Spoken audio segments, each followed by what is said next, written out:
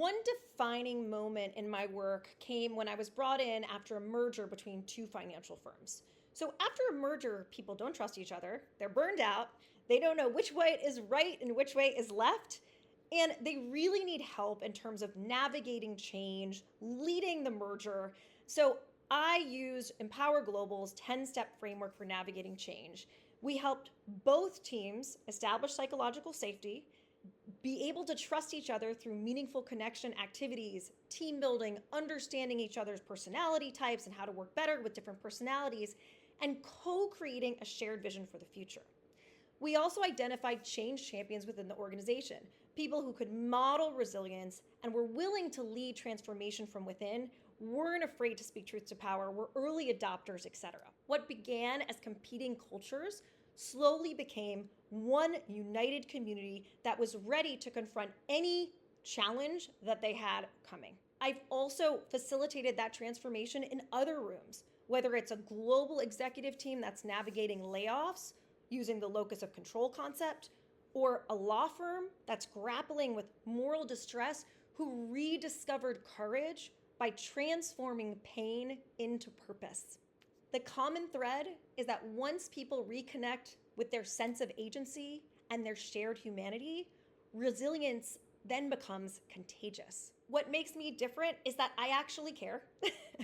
I really care about impact. I care about engaging people. I care about creating space for reflection and shared insights and laughter and joy and play. I create a safe space where people feel open and comfortable sharing, and because I'm a coach as well as a speaker, as well as a facilitator, I'm able to create that space. I also leverage neuroscience, psychology, and storytelling. If you ever heard of the elephant and the rider, which is a change theory, the elephant are your emotions and the rider is logic. By leveraging neuroscience, I'm able to speak to the logic side of the brain and the people that are more convinced by logic, and using the emotional side of things, I'm able to speak to the elephant, the emotions, and the people that are more influenced by emotions.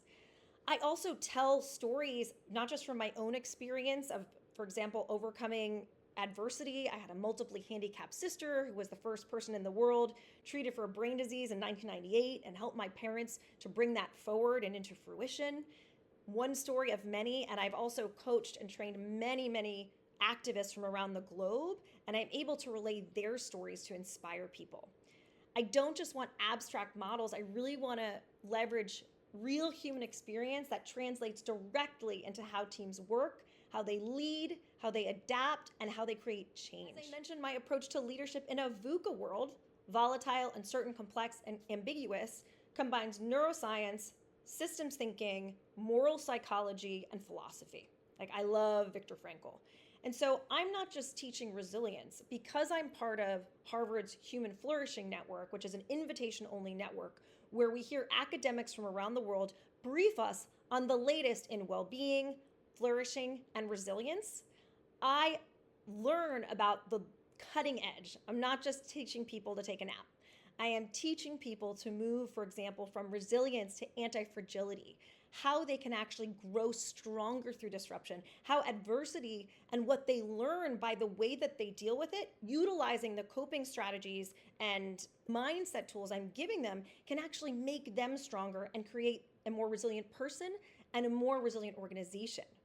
I remind them that uncertainty is not the enemy. It is the crucible where innovation, courage, and change is born.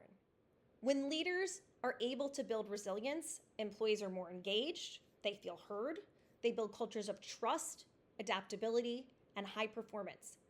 Resilient organizations don't crumble when stuff gets hard, when things become overwhelming. They don't crumble under volatility. They evolve through it. They create new innovations. They do things differently. They challenge people to come up with new ideas. People support one another in ways that you might have never known they would have supported each other in the most beautiful way. They develop the clarity, the confidence, and the compassion needed to thrive in a world that's constantly changing, because there will always be adversity and there will always be change.